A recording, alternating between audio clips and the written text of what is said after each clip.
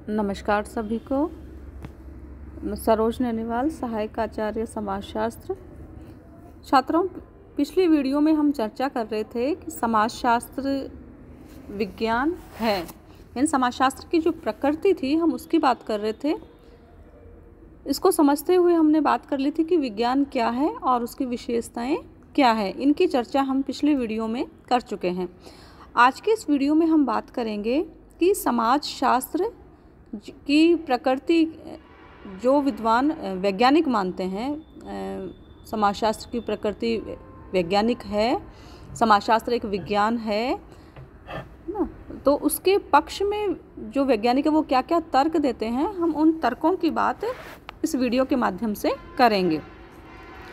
तो आज हम बात करेंगे समाजशास्त्र की प्रकृति और उसके अंतर्गत बात कर रहे हैं हम कि समाजशास्त्र विज्ञान है के पक्ष में तर्क जो दे रहे हैं उन तर्कों की बात कर रहे हैं। समाजशास्त्र को विज्ञान मानने का जो प्रमुख आधार या कसौटियाँ जो विद्वान बताते हैं उसमें सबसे पहली बात वो करते हैं, सबसे पहला आधार बताते हैं वैज्ञानिक कि समाजशास्त्रीय ज्ञान का आधार वैज्ञानिक पद्धति है। समाजशास्त्रीय ज्ञान का आधार वैज्ञानिक पद्धति है, यानी समाजशास्त्र के अंतर्गत तथ्यों को इकट्ठा करने के लिए, तथ्य संकलन के लिए वैज्ञानिक पद्धति को काम में लिया जाता है। और क्योंकि ये चर्चा तो जो विद्वान ये मानते हैं ना कि समाजशास्त्र विज्ञान है, समाजशास्त्र को विज्ञानों की श्रेणी के अंतर्गत रख सकते हैं, वो कहते हैं कि विज्ञान का मतलब तो ज्ञान प्राप्त करने के क्रमबद्ध और व्यवस्थित ढंग से, क्रमबद्ध और व्यवस्थित तरीके से हैं, इसलिए और उस तरीके को उन्होंने नाम दिया वैज्ञानिक पद्धति। तो ये विद्वान ये मानते हैं कि समाजशास्त्र के अंतर्गत भी उस वैज्ञानिक पद्धति या वैज्ञानिक तरीके से तथ्यों का संकलन किया जाता है, तो समाजशास्त्र विज्ञान है। और अपने पक्ष में आगे बात करते हुए कहते हैं कि समाजशास्त्र में ज्ञान प्राप्त करने या तथ्यों को इकट्ठा करने के लिए, है ना, कुछ अपनी इनकी कुछ अध्ययन पद्धतियाँ हैं, जैसे समाजमिति, अवलोकन पद्धति, अनुसूची, प्रश्नावली पद्धति, सामाजिक सर्वेक्षण पद्धति, व्यक्तिक जीवन अध्ययन पद्धति, सांख्यिकी पद्धति, साक्षात्कार पद्धति, ऐतिहासिक पद्धति आदि। तो समाजशास्त्र के अंतर्गत इन विभिन्न अध्ययन पद्धतियों का, इन विभिन्न वैज्ञानिक पद्धतियों को काम में लेते हुए तथ्यों का संकलन किया जाता है, सूचनाओं को इकट्ठा किया जाता है, इसलिए समाजशास्त्र निश्चित रूप से विज्ञान है। दूसरा आधार वो बताते हैं जो वैज्ञानिक मानते हैं कि समाजशास्त्र विज्ञान है, इसे विज्ञानों की श्रेणी के अंतर्गत रखा जा सकता है। वो कहते हैं कि समाजशास्त्र में अवलोकन द्वारा तथ्यों को इकट्ठा किया जाता है। समाजशास्त्र के अंतर्गत अवलोकन के माध्यम से सूचनाओं को एकत्रित किया जाता है। और अवलोकन का मतलब हमें पता है, अवलोकन का अर्थ होता है अर्थपूर्ण उद्देश्यमूलक ढंग से देखना। तो जो विद्वान हैं वो कहते हैं कि तथ्य संकलन हेतु प्रत्यक्ष निरीक्षण और अवलोकन का सहारा लिया जाता है। समाजशास्त्र के अंतर्गत अवलोकन के माध्यम से अध्ययन कार्य किया जाता है। वो कहते हैं कि समाजशास्त्र में काल्पनिक या दार्शनिक जो विचार हैं उनको कोई स्थान नहीं दिया गया है ना, उनका कोई स्थान नहीं है समाजशास्त्र के अंतर्गत, बल्कि इसमें तो, यानी समाजशास्त्र में तो अध्ययनकर्ता स्वयं घटना स्थल पर पहुंचकर और घटनाओं का निरीक्षण और तथ्यों का संकलन करता है। तो इसकी एक अध्ययन पद्धति है अवलोकन, है ना, उसको हम विस्तृत रूप से आगे पढ़ेंगे। अभी अपन सिर्फ बात करते हैं अवलोकन की, कि अवलोकन के भी 3 प्रकार हैं। जैसे सहभागी अवलोकन, है ना, जिसमें अनुसंधानकर्ता जिस भी समूह का अध्ययन करता है उसका वो एक सदस्य बन करके रहता है, सहभागी अवलोकन, है ना। असहभागी अवलोकन, अध्ययनकर्ता दूर से घटनाओं को घटित होते हुए देखता है और उनको संकलित करता है सूचनाओं को। और अर्ध सहभागी अवलोकन, जिसके अंतर्गत अध्ययनकर्ता कुछ समय यानी कुछ कार्यों में तो समूह का अध्ययन करने वाले किए जाने वाले समूह का सदस्य ना बनता है, और कुछ में वह अर्ध सहभागी मतलब कुछ में वह एकदम बाहर उस समूह को, अपने आप को उस समूह से बाहर रख करके और घटनाओं को जो है ना वो घटनाओं के द्वारा तथ्यों को संकलित करता है। तो ये अवलोकन थे। अवलोकन का मतलब हमें पता है अर्थपूर्ण उद्देश्यमूलक ढंग से देखना। तो समाजशास्त्र के अंतर्गत भी अवलोकन पद्धति है और अवलोकन के माध्यम से ही सूचनाओं को इकट्ठा किया जाता है। और अवलोकन जो है वो एक विज्ञान की प्रमुख विशेषता है, इसलिए समाजशास्त्र भी विज्ञान की श्रेणी के अंतर्गत आता है। अगला आधार बताते हैं समाज वैज्ञानिक कि समाजशास्त्र में तथ्यों का वर्गीकरण एवं विश्लेषण किया जाता है ना। इसमें और वर्गीकरण और विश्लेषण करना एक विज्ञान की प्रमुख विशेषता है या विज्ञान के प्रमुख तत्व हैं। तो असंबद्ध या बिखरे हुए आंकड़ों और सूचनाओं के आधार पर कोई भी वैज्ञानिक निष्कर्ष निकालना संभव नहीं होता है। और सही निष्कर्ष निकालने के लिए ये बेहद ज़रूरी है कि जो प्राप्त तथ्य हैं उनको व्यवस्थित एवं क्रमबद्ध किया जाए। और इसके लिए क्रमबद्ध और व्यवस्थित कब किया जा सकता है ना। इसके लिए क्या करना पड़ेगा हमें कि तथ्यों को समानता के आधार पर विभिन्न वर्गों में, विभिन्न भागों में बांटा जाता है। और यह कार्य जो है ना, विभिन्न वर्गों में बांटना, यह कार्य वर्गीकरण कहलाता है। इसको हम कहते हैं वर्गीकरण। और वर्गीकरण करने के पश्चात तथ्यों का सावधानी पूर्वक अध्ययन किया जाता है, उनका विश्लेषण किया जाता है, गहन विश्लेषण किया जाता है। अतः समाजशास्त्र जो है ना वो भी एक विज्ञान है। तो समाजशास्त्र को विज्ञान मानने का एक प्रमुख कारण जो है वो ये भी है कि इसमें यानी समाजशास्त्र में सही निष्कर्षों तक पहुंचने के लिए तथ्यों का वर्गीकरण और विश्लेषण किया जाता है। अगला आधार है समाजशास्त्र को विज्ञान मानने के संदर्भ में कि समाजशास्त्र में क्या है का वर्णन किया जाता है।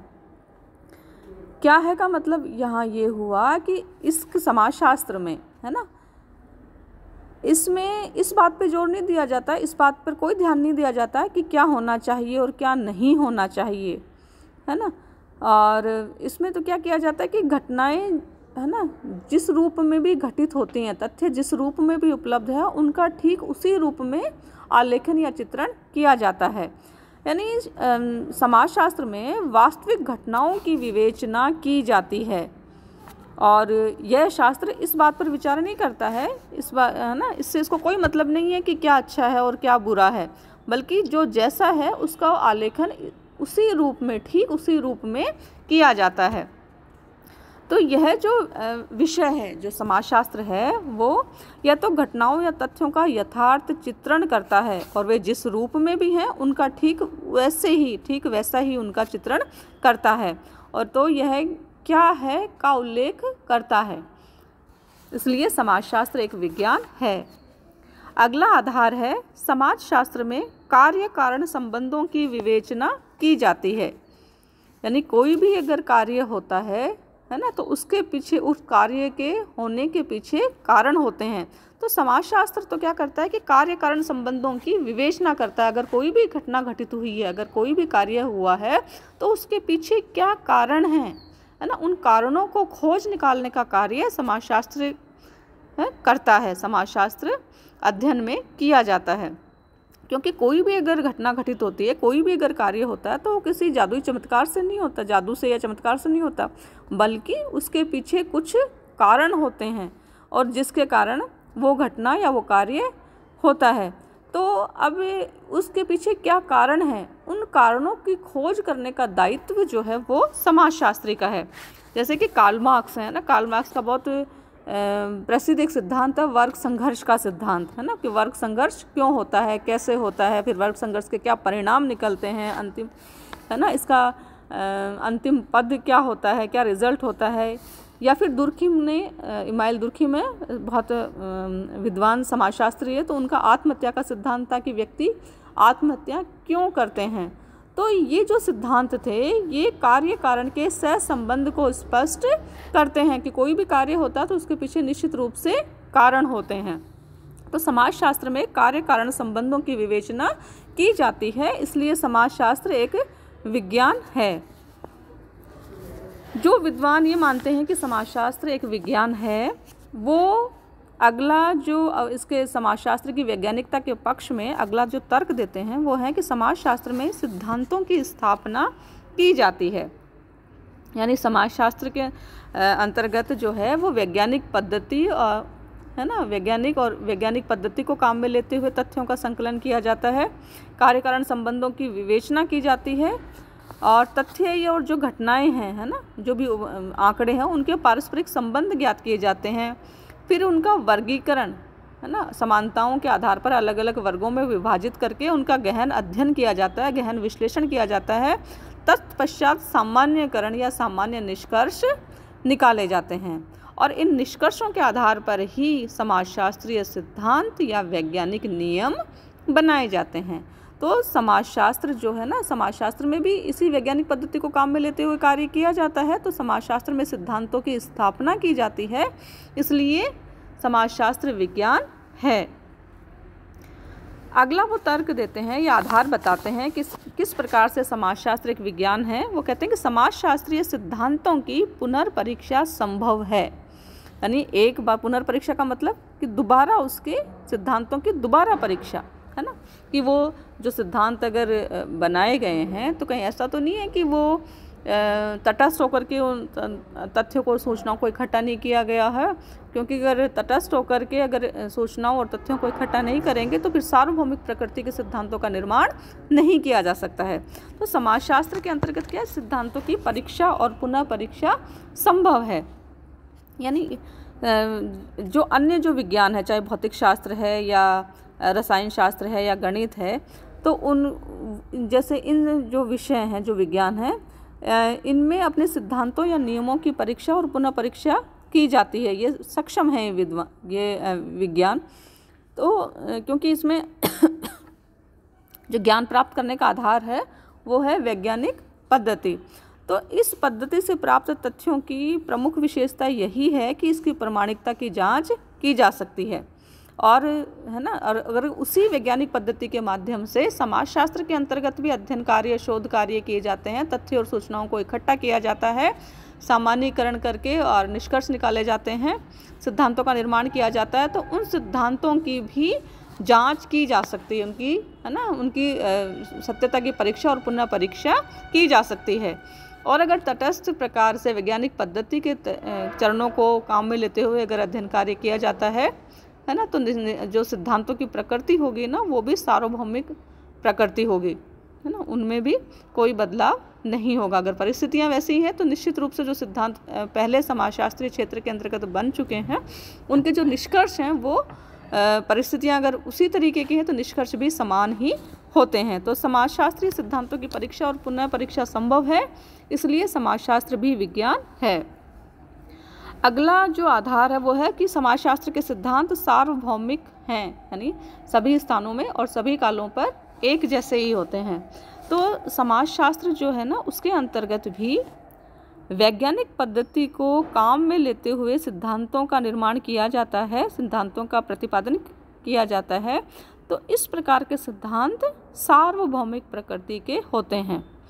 यानी हम ये कह सकते हैं कि यदि परिस्थितियाँ एक जैसी रहती हैं, अगर परिस्थितियाँ समान रहती हैं, तो समाजशास्त्रीय सिद्धांत विभिन्न समाजों और कालों में खरे उतरते हैं, है ना, निष्कर्ष वैसे ही होंगे जैसे कि पूर्व में आए थे। तो समाजशास्त्र के सिद्धांत सार्वभौमिक तरीके के होते हैं, सार्वभौमिक, इनके सिद्धांतों की प्रकृति सार्वभौमिक होती है, तो इसलिए समाजशास्त्र एक विज्ञान है।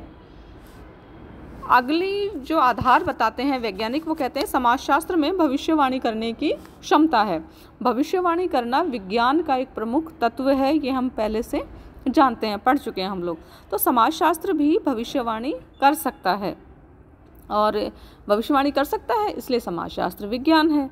तो समाजशास्त्र इस कारण भी विज्ञान है कि यह क्या है के आधार पर क्या होगा यह बताने में, है ना, समर्थ है, यानी भविष्यवाणी करने में समर्थ है। हम यूँ कह सकते हैं कि इस शास्त्र में, समाजशास्त्र में, अपने वर्तमान ज्ञान भंडार के आधार पर, है ना, वर्तमान ज्ञान भंडार के आधार पर भविष्य की ओर संकेत करने की क्षमता विद्यमान है।